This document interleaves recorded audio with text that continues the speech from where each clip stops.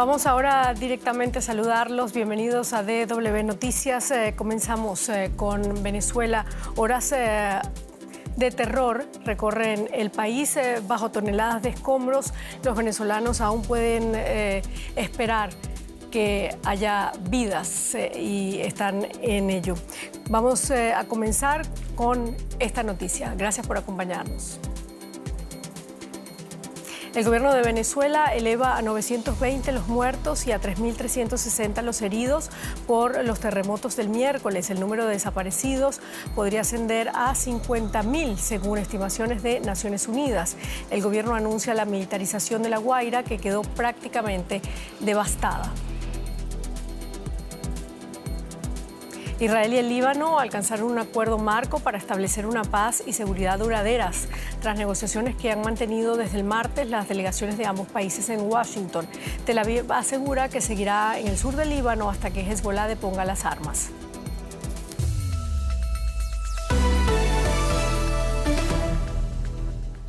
La tragedia en Venezuela sigue agravándose. Las autoridades han elevado este viernes a 920 el número de muertos por los terremotos que han sacudido el país. Según el nuevo balance oficial, la cifra de heridos asciende ahora a 3.360, mientras continúan las labores de búsqueda y rescate en las zonas más afectadas.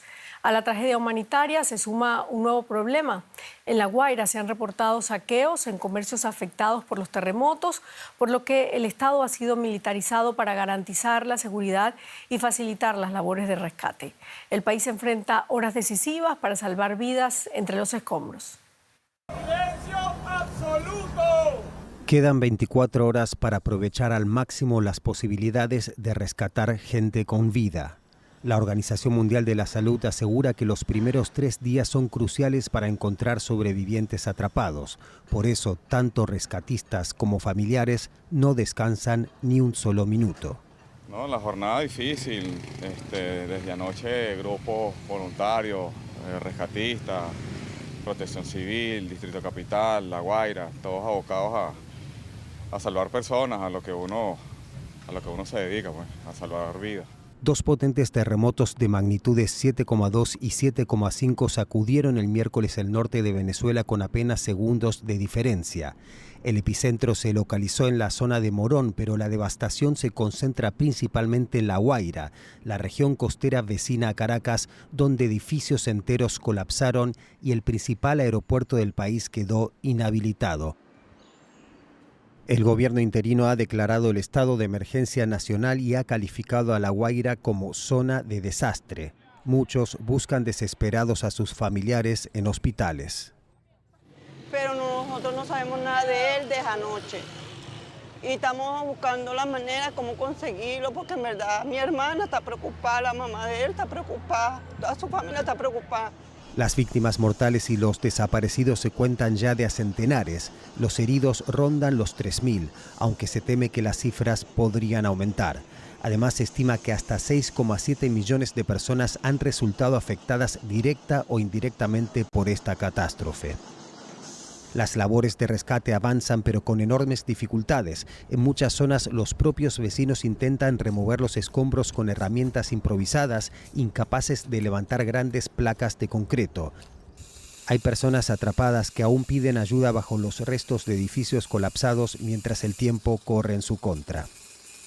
La falta de equipos especializados, recursos limitados y caos logístico ralentizan las operaciones.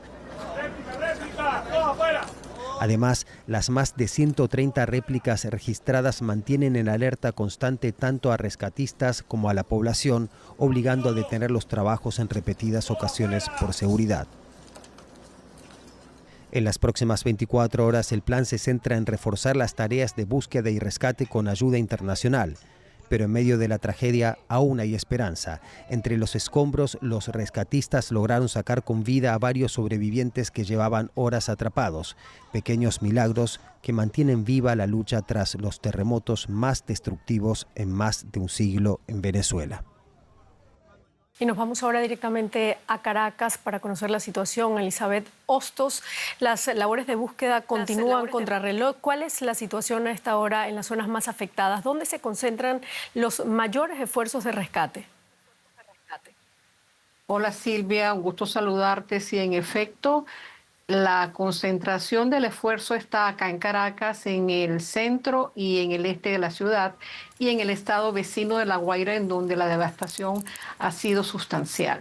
Está llegando a cuentagotas la ayuda internacional para incorporarse a las labores de rescate y también ayuda de otros estados de la República con funcionarios y con maquinaria. En este caso, Silvia, se sigue esperando la ayuda internacional que va a ser fundamental para el rescate de las víctimas. Bueno, y el gobierno ha anunciado el despliegue de ayuda y la llegada de equipos internacionales. ¿Cómo se están organizando para esa asistencia sobre el terreno? ¿Está llegando con rapidez a los damnificados o persisten problemas de acceso y de coordinación? Sí, la ayuda está coordinándose desde el gobierno central de la presidenta interina Delcy Rodríguez y con asesoría de la Organización de Naciones Unidas y de la Cruz Roja.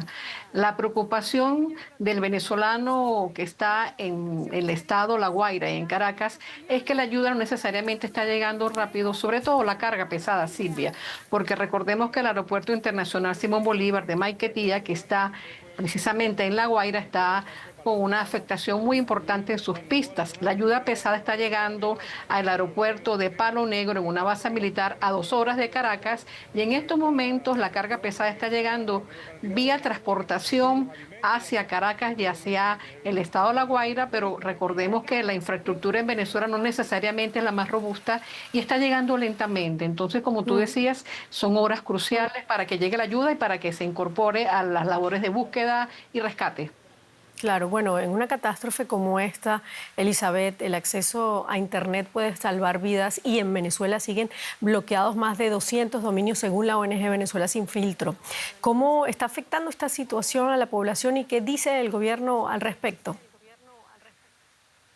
Sí, sin duda, el Internet es un derecho humano y en Venezuela hay muchos dominios bloqueados, como tú bien lo señalas, entre ellos este canal de noticias, y la gente se informa de manera parcial vía mensajes de WhatsApp, vía Instagram y también sorteando la censura utilizando herramientas como el VPN.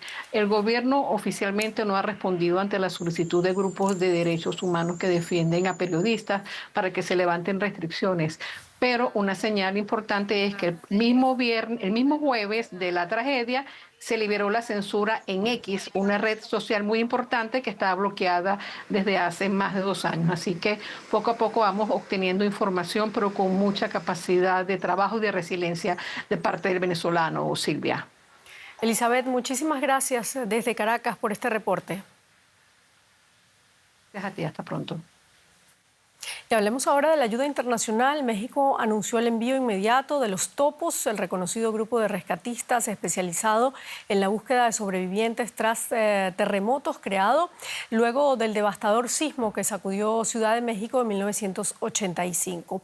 De esto vamos a conversar con Iván Barrientos Salas, que es responsable de comunicación y logística de la Brigada de Rescate Topos Tlatelolco. Gracias por acompañarnos. Bueno, han pasado ya más de 30 horas desde los 2 terremotos que sacudieron Venezuela. Los equipos de rescate insisten en que las primeras 72 horas son decisivas. ¿Qué ocurre durante ese periodo y por qué cada minuto puede marcar la diferencia entre encontrar a una persona con vida o no? Hola, muchas gracias por el espacio. Sí, es importante estas 36 a 72 horas porque el cuerpo humano no está capacitado para estar tanto tiempo bajo los escombros, sobre todo si tienes una lesión, que es muy probable cuando te cae una estructura, probablemente estás atrapado, probablemente estás prensado y evidentemente la parte biológica empieza a reaccionar de forma instantánea y empieza a perder líquidos o a perder energía. Entonces el acceso a la comida o el acceso al agua o incluso al propio aire pudiera ser importante, y en ese sentido los pocos huecos de vida que quedan pues son los vitales para que estas víctimas puedan durar un poco más. Bueno, ya equipos de rescate de distintos países están llegando a Venezuela. Desde su experiencia, ¿cómo se coordina una operación internacional de esta magnitud entre las autoridades locales, las brigadas extranjeras y organismos como la ONU para que la ayuda sea realmente eficaz? Sí, la mayoría de los gobiernos tienen una parte de protección civil que les ayuda a asesorar, justo con organismos internacionales como la ONU. En nuestro caso trabajamos con INSARAG y con OCHA para la ayuda humanitaria, y lo que se hace regularmente es, a través del conocimiento de las autoridades locales de cómo están sus aeropuertos, sus calles, la población, es que ellos nos dan las cifras y nos dicen en dónde podemos actuar, pero se establece un comando central, un centro de mando donde cada grupo va coordinándose y entrando por relevos para no cansar a los diferentes grupos de rescate, incluyendo policía, ejército y otros grupos civiles. Entonces, la organización es muy central y en ese sentido se va tratando de marcar cuáles son los sitios que ya se han rescatado personas y cuáles todavía pueden explorarse posibilidades. Bueno, los topos han participado en terremotos en distintos lugares del mundo. Cuando llegan ustedes a una zona devastada, ¿cuáles son las primeras decisiones que toman? ¿Cómo identifican los puntos donde existen mayores posibilidades de encontrar sobrevivientes? Bueno, tiene que ver mucho con la densidad poblacional y también incluso con la cultura. Es decir, vemos cómo justamente hay zonas como en Caracas donde pudieran ser importante nuestra participación, o en La Guaira en este caso, y ver qué otros canales. Sí. Muchísimas gracias por esta entrevista. Era Iván Barrientos Salas, responsable de comunicación y logística de la Brigada de Rescate Topos Tlatelolco. Gracias a ti, hasta luego. Y vamos ahora con otros temas también importantes. El Líbano, Israel y Estados Unidos firmaron este viernes en Washington un acuerdo marco trilateral que busca allanar el camino rumbo a un pacto de paz entre los dos antiguos adversarios de Oriente Medio. El anuncio hecho por el secretario de Estado estadounidense Marco Rubio llega luego de que representantes de Israel y el Líbano sostuvieran desde el martes un diálogo de paz en Washington en busca de un pacto definitivo para poner fin al conflicto. En las conversaciones no participó, sin embargo, Hezbollah, organización considerada terrorista por varios países. La milicia chiita libanesa ya ha declarado que se opondrá a cualquier medida que tomen las autoridades del país. Por su parte, el primer ministro israelí, Benjamin Netanyahu, insistió en que su ejército permanecerá en el sur del Líbano hasta que Hezbollah deponga las armas. Estados Unidos habla de un acuerdo marco histórico, pero todavía no es un tratado de paz. Lo hablamos con José Díaz Briceño en Washington. ¿Qué se ha conseguido realmente allá en Washington? José, cuéntanos.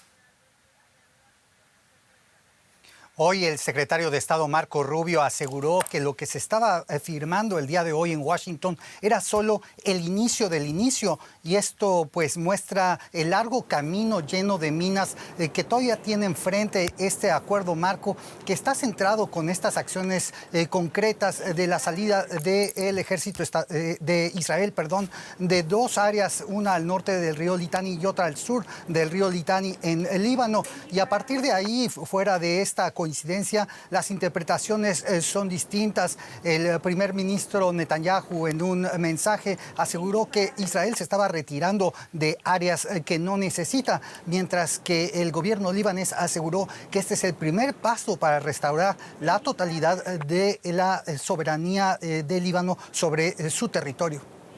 Bueno, Benjamin Netanyahu ha dejado claro que las tropas israelíes permanecerán en el sur del Líbano hasta que Hezbollah sea desarmado. ¿Cómo recibe Washington esa posición? ¿La considera compatible con el acuerdo marco anunciado hoy? El secretario de Estado Marco Rubio dejó claro que el acuerdo alcanzado hoy es parte de un esfuerzo regional de Estados Unidos y que de alguna manera está conectado con el conflicto que en estos momentos Estados Unidos ha cesado frente a Irán, y es por eso que ha habido una presión tan fuerte para terminarlo. En el comunicado que dio a conocer el Departamento de Estado se pone la responsabilidad del actual conflicto entre Israel y Líbano en Hezbollah. Para la administración Trump es claro que el grupo terrorista ha sido el responsable, y así lo dice, de llevar al Líbano a un conflicto desde marzo pasado. Y sin embargo, Marco Rubio en este comunicado dejó claro que el fin último es regresar a Israel a las fronteras que tenía antes del inicio del conflicto, dejando claro que no es necesariamente compatible con una ocupación indefinida del territorio libanés. José, brevemente, ¿qué papel va a jugar ahora Estados Unidos?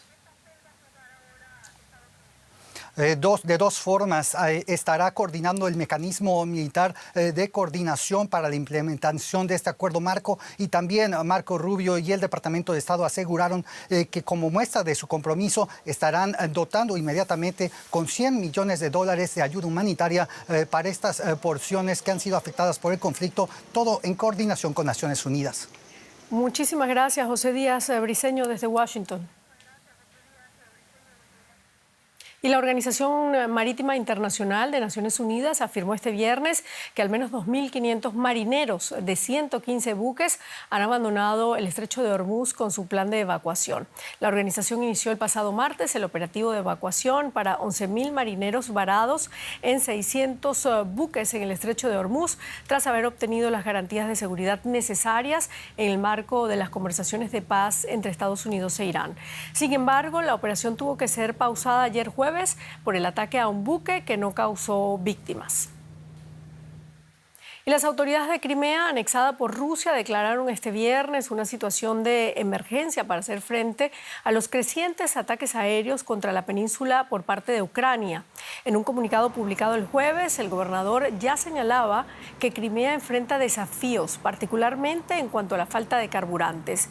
Kiev alega que se trató de ataques en represalia por los bombardeos de Rusia casi diarios contra civiles e infraestructura energética ucranianos.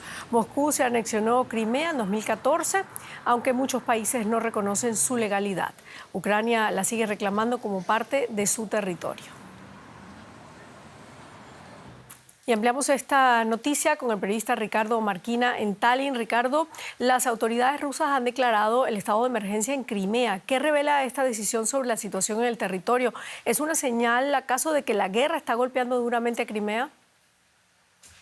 Buenas noches desde el Báltico. Desde luego que la guerra golpea a Crimea, pero desde hace ya un par de años, que es un objetivo primordial por parte de Ucrania. Revela sobre todo que Rusia no estaba preparada, que no contaba con este escenario, porque la estrategia ucraniana pasa por aislar la península de Crimea de la Rusia continental. Hay que recordar que la Unión Soviética pasó la titularidad de Crimea de la República Socialista de Rusia a la República Socialista de Ucrania, precisamente por la logística, porque nutrir de todo lo básico a Crimea es mucho más fácil y mucho más lógico desde Ucrania que desde Rusia. Ahora Kiev está aprovechando esta realidad fáctica, esta realidad geográfica, y está poniendo, pues al menos de momento, parece soplar el viento a favor de Kiev en esta estrategia de aislar a Crimea de Rusia. Ricardo, y más allá del impacto inmediato, ¿qué consecuencias puede tener esta situación para Rusia? ¿Puede afectar su capacidad militar en el sur de Ucrania o incluso la percepción de que Crimea es un territorio plenamente bajo control de Moscú? Sin duda, esto es un golpe muy duro para las ambiciones de Moscú, porque ha dejado de manera aislado, de manera absoluta, ha anulado la capacidad militar de Crimea con respecto a esta guerra. Ha conseguido aislarla por el puente de Kerch y sobre todo por esa ruta que une Crimea con la Rusia continental por el norte, que pasa por Mariupol, con lo cual ahora mismo las autoridades de Crimea están ocupadísimas en intentar sobrevivir y no pueden, y esto anula la capacidad militar para luchar en la guerra en Ucrania, con lo cual forma parte de esa estrategia que presentó esta misma semana Zelensky, por la cual el gobierno ucraniano se da un plazo quizás demasiado positivista de 40 días para forzar a Moscú a sentarse a una negociación y sobre todo utilizar esta situación en Crimea como moneda de cambio para forzar de Moscú un alto el fuego. Muchísimas gracias, Ricardo Marquina en Tallinn. A ustedes. Y vamos ahora directamente a la economía. Juliana González, ¿qué tal?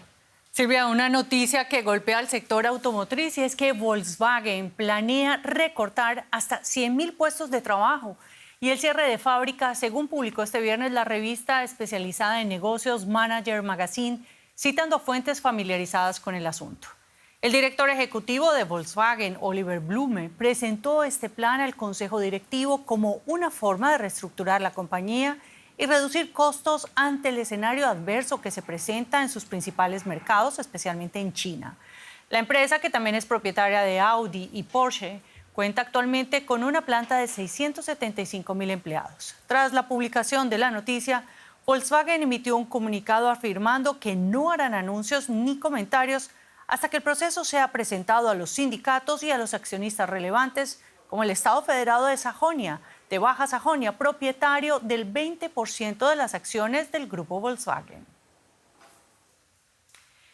Y el gobierno de Estados Unidos suspendió temporalmente por 4 meses algunas sanciones económicas contra Venezuela para facilitar así las labores de rescate tras los devastadores terremotos que sacudieron el país. Según el Departamento del Tesoro, todas las transacciones vinculadas a la asistencia humanitaria quedarán autorizadas hasta el 23 de octubre. El duro paquete de sanciones económicas de Washington contra Caracas data del 2019. Con estas medidas buscaba presionar así al ahora exmandatario Nicolás Maduro, a quien Estados Unidos consideraba ilegítimo y quien enfrenta cargos de narcotráfico en una corte de Nueva York.